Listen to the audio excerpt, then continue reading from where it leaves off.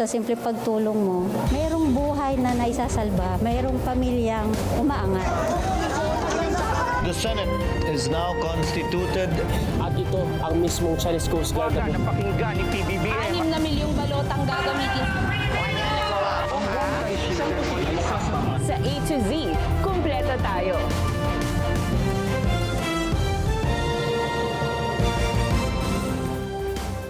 Luzon, Visayas, Mindanao at buong mundo. Ngayon ay Biyernes, February 27, 2026. Ako si Barbie Mulak at ito ang balitang A to Z. HVT is not a code for an instruction to kill or a witch hunt. Huling araw ng confirmation of charges hearing ni ex-president Rodrigo Duterte sa ICC. Definisyon ng high-value target sa war on drugs. Kinwestiyon ng kanyang depensa. Hinarang ko yung kaliwang kamay ko doon sa kaliwang kamay niya na may kutsilyo. Exclusive! Mga residenteng natutulog sa kalaliman ng gabi sa Antipolo City. Nabulabog! Call center agent hold up. Quezon City Hall of Justice. Ginulantang ng bomb threat. Transport agencies, maagang nag-inspeksyon sa PTEX para sa peak travel season sa Marso. Sa showbiz, upcoming Get Out, The Sex Bomb docu-series, malapit nang mapanood. At comeback album ng Blackpink na Deadline, inilabas na.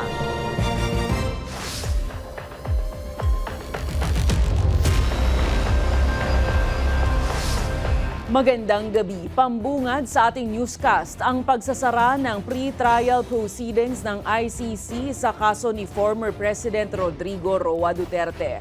Sa huling pagdepensa ng kampo ng dating Pangulo, sumentro ang naging argumento sa alegasyong nanlaban umano, kaya napatay ang ibang mga nasawing individual sa drug war. May buwelta naman ang isang justice expert sa pagsasapubliko ng Defense Counsel ni Duterte ng pagkakakilanlan ng mga testigo at mga biktima sa mga pagdinig. Narito ang balitang A to Z ni Naomi Almohano.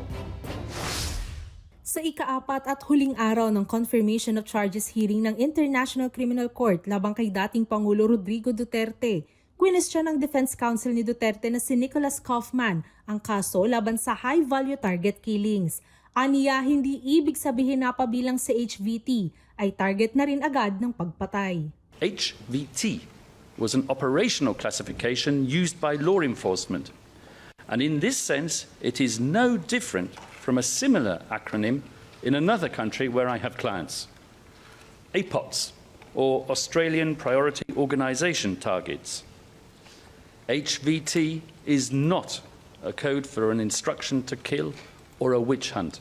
Dagdag pa niya, mas marami umano ang mga sumuko at inaresto na HVT kaysa sa mga napatay. Kaugnay din ito ng narco-list ng dating Pangulo kung saan nakalista ang mga umano'y high-value target. Depensa pa ni Kaufman sa mga pagpatay na naganap. The deaths occurred during armed confrontations in which force was used in response to an imminent threat, in accordance with the rules of engagement repeatedly articulated. Matatanda ang isa ito sa madalas na rason ng patayan noong war on drugs, kung saan madalas sabihin ng mga otoridad noon na nanlaban umano ang mga biktima kaya nauwi sa pagkamatay.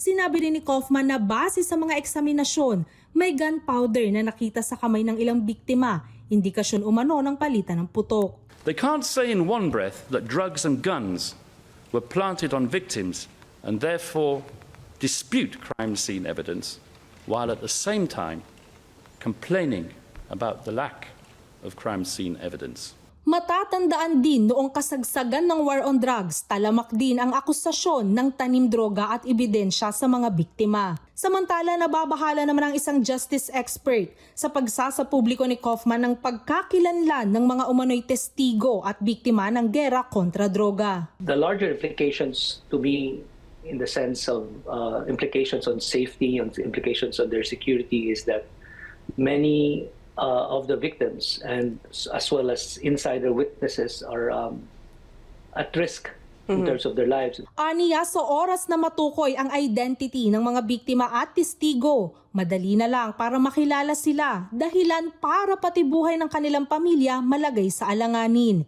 Ito rin ang dahilan ng hukuman para ikat o tanggalin ang ibang bahagi ng live stream noong ikatlong pagdinig. Redactions were made to the transcript and to the direct broadcast of the hearing subsequent to an application by the prosecution. The defense disclosed information on several occasions that allowed for the identification of victims and witnesses, for example, positions held and nicknames. Samantala, nakakapagtaka na ang kliyente po niya rito ay ang dating Pangulong Duterte.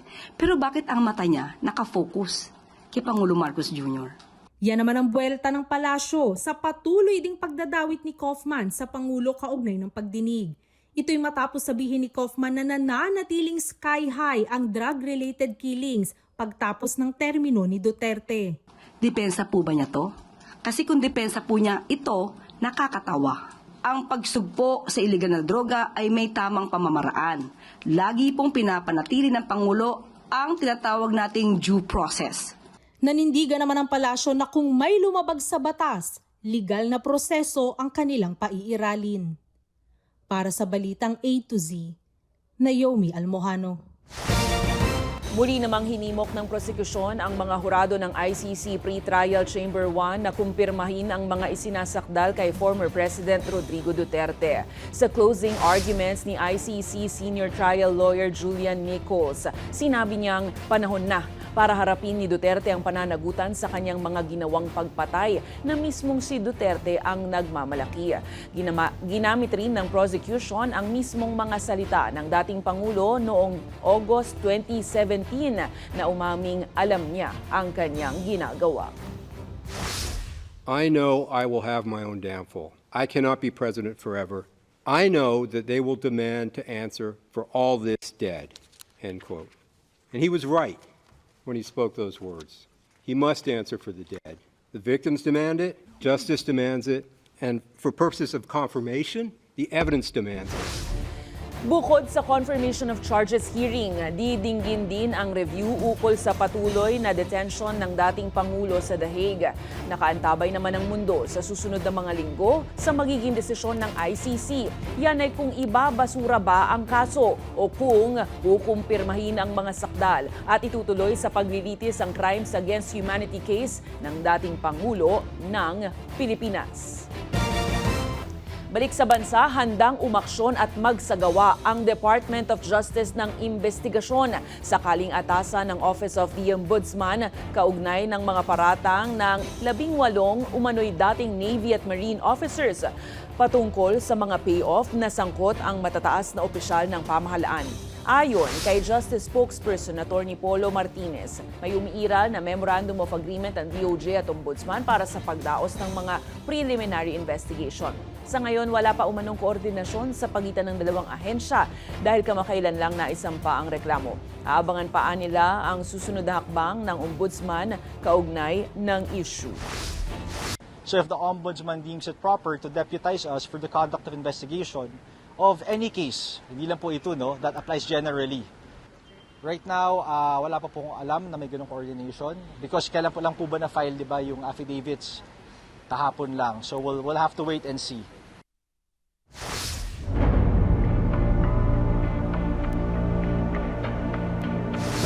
Arestado ang 3 suspect sa pang-hold up sa isang call center agent sa Barangay San Isidro, Antipolo City. Napag-alamang isa sa mga suspect ay dati nang naharap sa kasong frustrated murder. May paalala naman ang mga otoridad sa publiko na maging alerto, lalo na yung mga madaling araw ang uwi galing sa trabaho. Ang Balitang A to Z exclusive ni Kim Salinas.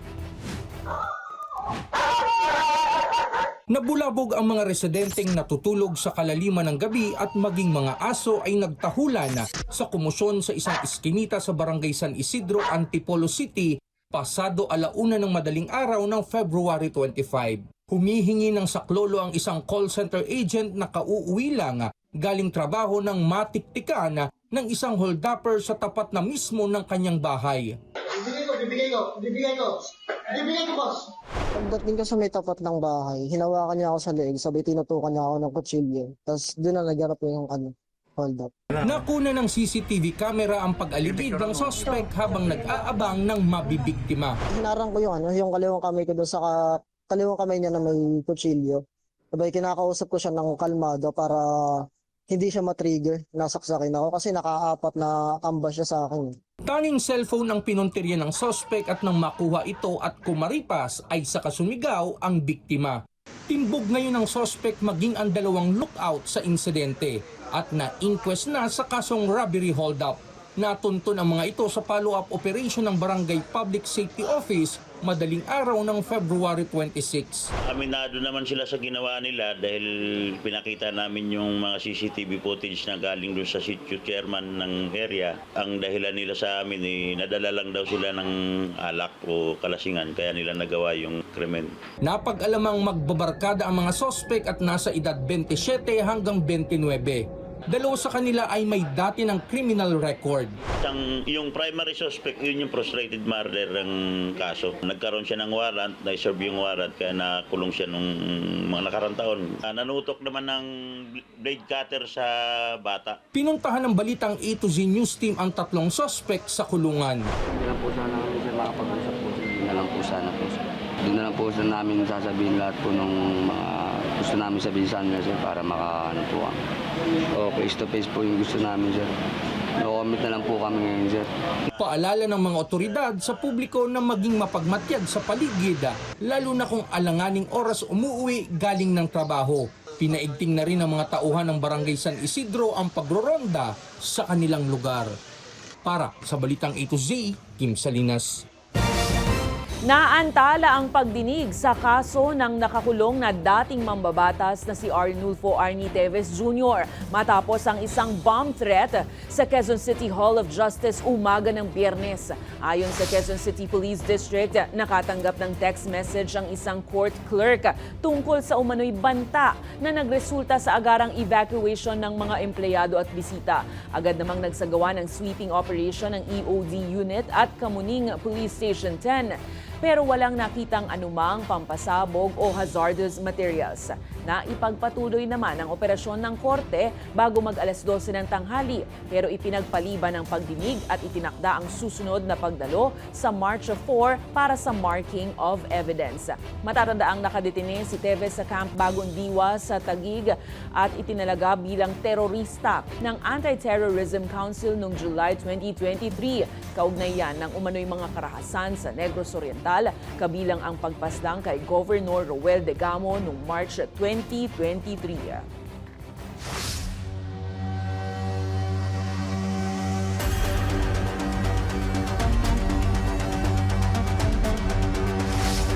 Muli na namang nagbuga ng abo ang Bulkang Canlaon sa Negros umaga ng Biyernes sa kuhang drone video ng isang residente.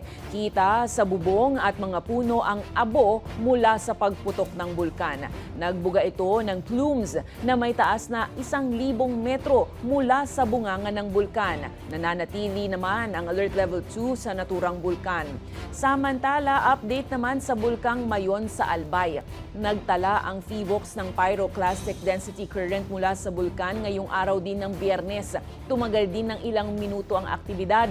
Gayunpaman, nananatili pa rin sa alert level 3 ang Mayon habang ipinagbabawal pa rin ang pagpasok sa 6-kilometer permanent danger zone.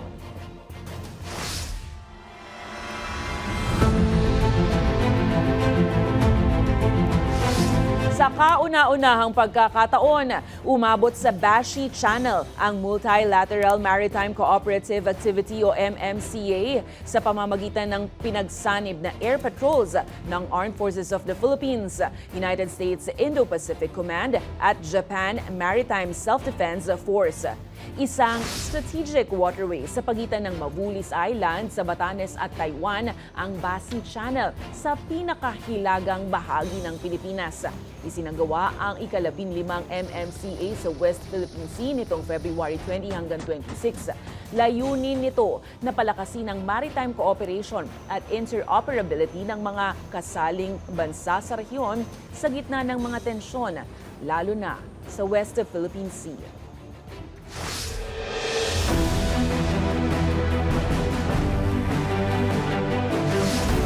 Itinalaga ni Pangulong Ferdinand Marcos Jr. si Juan Miguel Cuna bilang Acting Secretary ng Department of Environment and Natural Resources, kapalit ni Rafael Lotilla.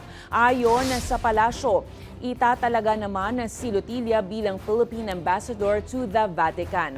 Nilinaw rin ng Malacanang na hindi pinagbitiw si Lotilla at ito ay personal na kahilingan ng kalihim dahil mas nanaisin niya o ninanais niya umano ng mas magaang na tungkulin. Ayon pa sa palasyo, bahagi ito ng regular na pag-aayos ng mga talaga sa pamahalaan.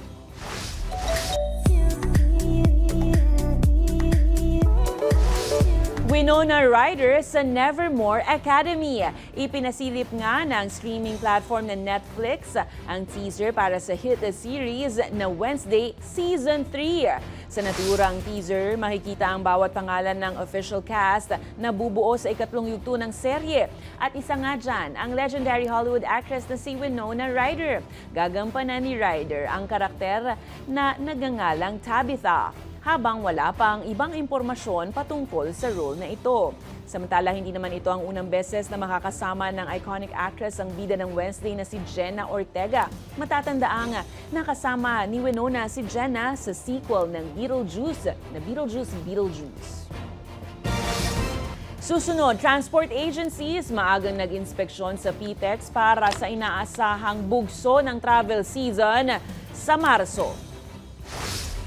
At comeback album ng Blackpink na Deadline inilabas na. Napanood at napakinggan nyo na ba? Diyan lamang po kayo magbabalik ang Balitang A to Z.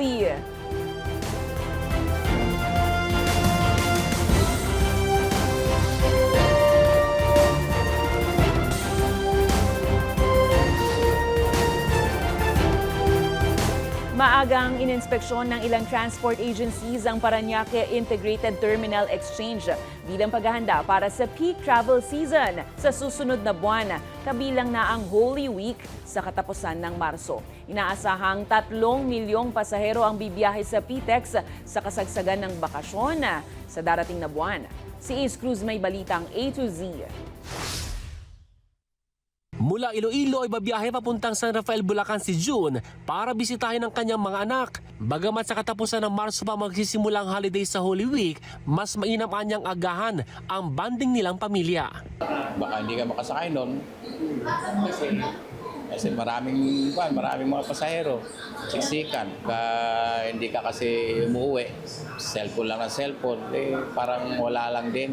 Iba yung personal kasi. Kaya maaga rin nagkasara inspeksyon sa Parañaque Integrated Terminal Exchange ang Metropolitan Manila Development Authority, katuwang ang Office of Transportation Security. Itong PITX ay convergence ng mga provincial and city buses at dito nagko-converge. Sa ngayon, umaabot ng hanggang 250,000 ang bilang ng mga pasaherong dumadagsa sa terminal para bumiyahe pauwi sa kanilang probinsya. Pero tansya ng pamunuan ng PTEX, lolobo ang bilang na ito sa kasagsagan ng Holy Week. March 22 o isang linggo bago ang Holy Week Exodus ay inaasahan ng magsisibiyahe ang ilan. Around mga 3 million ang mga pasahero na inaasahan natin sa dagsanang para sa Holy Week. And if ever needed ng special permits, on the day naman meron tayo usual na LTFRB personnel para doon. Ininspeksyon din ng mga otoridad ang ilang pasilidad sa terminal gaya ng food establishments, mga upuan at comfort rooms para tiyaking maayos ang lagay ng mga pasaherong maghihintay ng biyahe sa terminal. Ayon naman kay Office of Transportation Security Undersecretary Gilbert Cruz, magde-deploy sila ng karagdagang security personnel at equipment. Perhaps dadagdagan din namin security ng mga K9 plus yung aparatos Yung mga nakikita nyo mga x-ray machines, yung mga scanners natin, dadagdagan po natin yan. Kapwa nagpaalala ang pamunuan ng PTEX at mga otoridad na huwag magdala ng mga pinagbabawal na gamit gaya ng mga matutulis na bagay at iba pa para iwas abala sa darating na Holy Week Exodus. Para sa Balitang A to Z, Ace Cruz.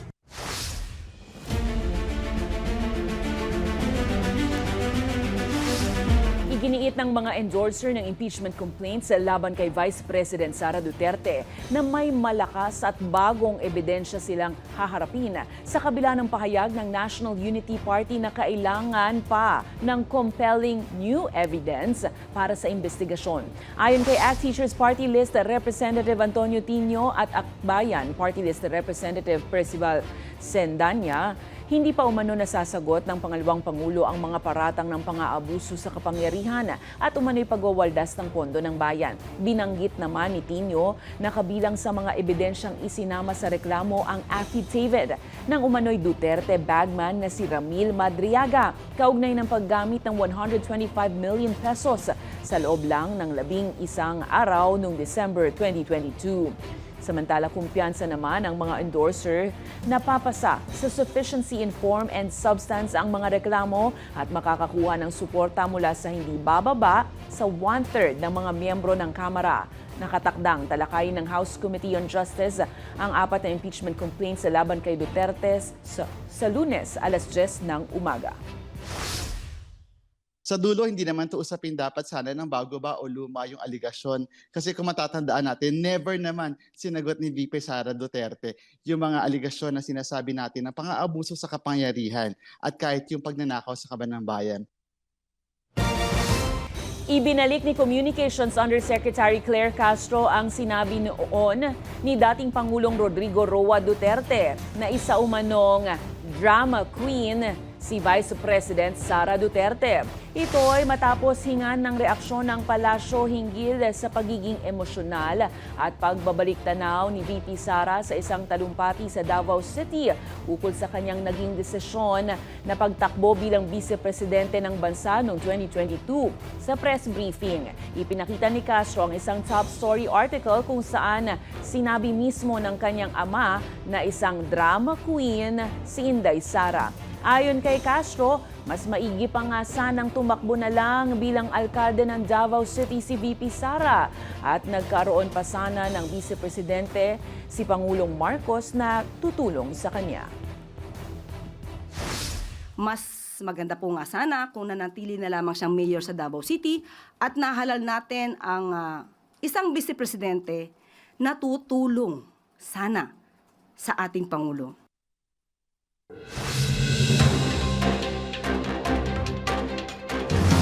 Back-to-back good news para sa ating mga Pinoy. Maaari nang makakuha ang mga Pilipino ng mahahalagang civil registry documents sa digital na paraan matapos ilunsad ng Philippine Statistics Authority ang e-certificate service.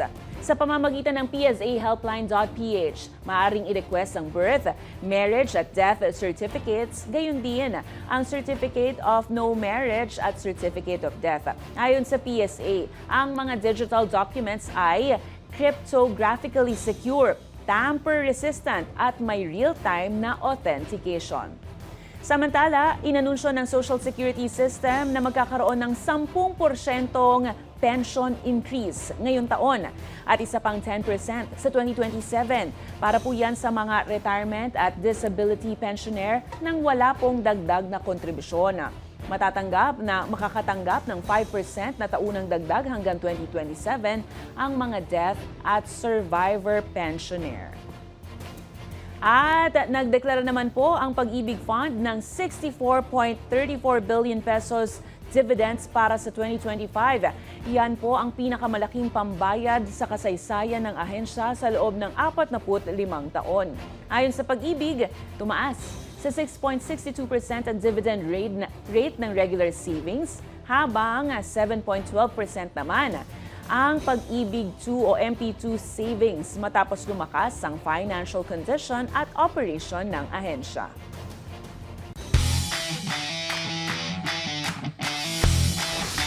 Ipinagmalaki ng Pinoy tennis star na si Alex Ayala ang kanyang naging pagbisita sa Nike World Headquarters sa Oregon, USA. Nakadisplay sa naturang opisina ang mga larawan ng mga tagumpay sa tennis ni Alex. Nasa US ang world number 31 na si Ayala bilang bahagi ng kanyang paghahanda para sa kanyang debut sa Indian Wells Open sa Marso. Patuloy naman na pinatutunayan ni Ayala na kaya ng isang Filipina na makipagsabayan sa pinakamatataas na antas ng International Tennis Games. Congratulations, Alex!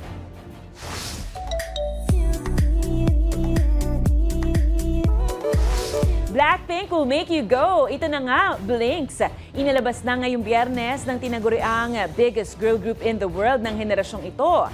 Ang kanilang much-anticipated comeback song na Go at Deadline Extended Play.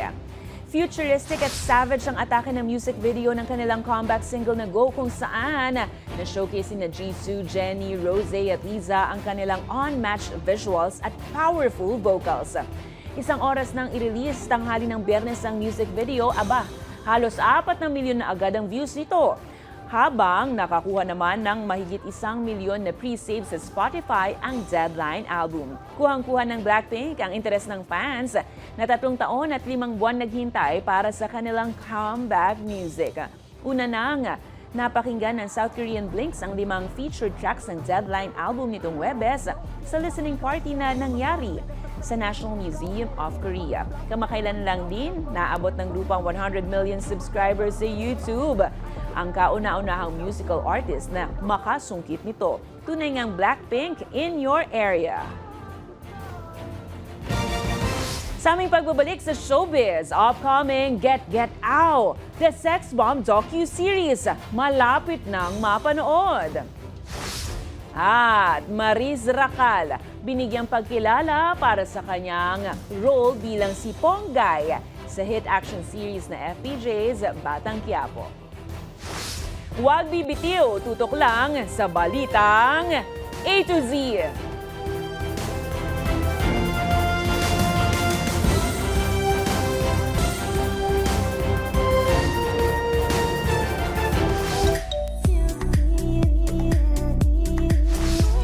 Nagbahagi ang sex bomb leader na si Rochelle Pangilinan ng teaser para sa inaabangang Sex Bomb Girls docu-series.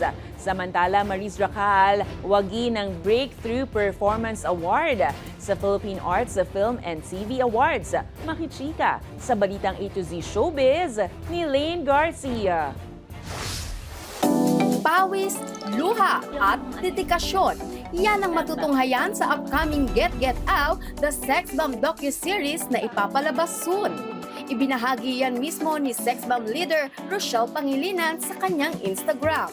Dahil nga after ng successful concert series nila nitong December at February, buhay na buhay muli ang pinalaki ng Sex Bomb. This time, sa kwentong inspirasyon naman nila. Sa teaser, ipinasilip ang ilang tagpo na nagpapakita ng kwento sa likod ng tagumpay ng grupo. Ayon kay Rochelle, tampok dito ang kanilang pinagdaanang hirap, sakripisyo at determinasyon na hindi sumuko sa anumang hamon. Sabi nga ng grupo, hindi tayo pinalaki ng Sex Bomb para bumawi lang. Kaya, laban-laban. Wala pa namang detalye sa petsa ng palabas at platform ng dokumentong ito. Matatandaang nauna na rito ang announcement ng Sex Bomb kung saan magkakaroon sila ng first ever regional concert sa Tacloban City this coming March 14. Maris Racal shines! Talagang ibang level ang galing ng nag-iisang Maris Racal. Matapos magwagi ng Breakthrough Performance Award para sa kanyang role bilang si Ponggay sa hit action series na FPJ's Batang Quiapo sa kauna-unahang Philippine Arts Film and Television Awards o PAFTA. Sa Instagram, proud na ibinahagi ni Maris ang ilang snaps sa kanyang pagkakapanalo habang hawak ang trophy ng kanyang tagumpay. Hindi na nga bago kay Maris Racal ang pagiging award-winning actress. Mula sa pagiging teen star hanggang sa pagiging level up na actress. Nakitang-kita ang growth, sipag at dedikasyon niya sa bawat project. Hindi lang labanan ng tropeyo ang Breakthrough Performance Award sa unang PAFTA, kundi simbolo ito ng talento, tiyaga at puso sa sine. Congratulations, Maris!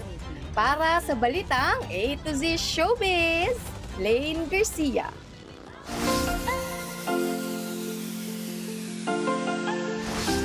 Nag-iisip ba kayo ng kakaibang paraan para bigyan ng surprise ang inyong pamilya, kaibigan o minamahal? Baka naman makatulong ito, lalo na kung special day niya. Saan naman kaya located ang secret venue sa loob ng bahay?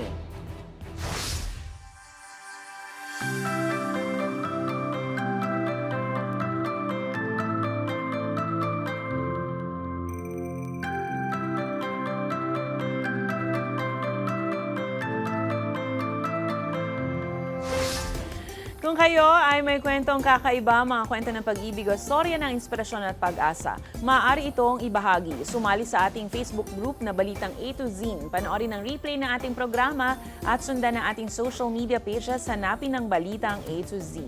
Ang ating pabaong quote of the night ngayong Biyernes ay mula sa Indian social at environmental activist na si Medha Patkar. Ang sabi niya, ang hustisya ay hindi hinihintay, kundi ipinaglalaban, lalo na para sa mga tinig na binabalewala. At yan po ang mga balita at impormasyon, mga kwentong may dalang inspirasyon na tinutukan ng Balitang A to Z. Ako si Barbie Mulak, maging maalam, makialam. Magandang gabi sa iyo, Pilipinas. Happy weekend!